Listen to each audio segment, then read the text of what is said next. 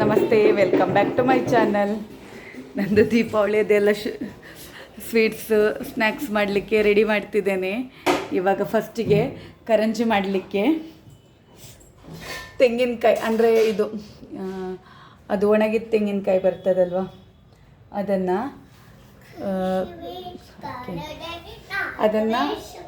ಹೀಗೆ ತುರಿದಿಟ್ಕೊಂಡಿದ್ದೀನಿ. ಒಣಗಿದ ತೆಂಗಿನಕಾಯಿನ ನಾವು ಗೋಂಟು ಅಂತ ಹೇಳ್ತೇವೆ, ಗೋಂಟು ಥರ ಅಂತ, ಅದನ್ನು ತುರಿದಿಟ್ಕೊಂಡಿದ್ದೇನೆ.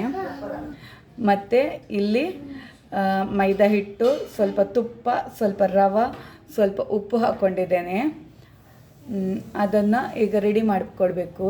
ಹಿಟ್ಟನ್ನು ರೆಡಿ ಮಾಡಿ ಆಮೇಲೆ ಈ ತೆಂಗಿನಕಾಯಿ ತುರಿದಿರ್ತೇವಲ್ಲ ಅದನ್ನು ಸ್ವಲ್ಪ ಫ್ರೈ ಮಾಡಿಕೊಳ್ಬೇಕು. ಫ್ರೈ ಮಾಡುವಾಗ ಅದಕ್ಕೆ ಸ್ವಲ್ಪ ಗಸಗಸೆ ಮತ್ತು ಗೋಡಂಬಿ, ದ್ರಾಕ್ಷಿ ಹಾಕೋದಿದ್ರು ಹಾಕ್ಬೋದು, ಮತ್ತು ಬಾದಾಮಿ ಏನು ಬೇಕಾದರೂ ಹಾಕ್ಕೊಳ್ಬೋದು.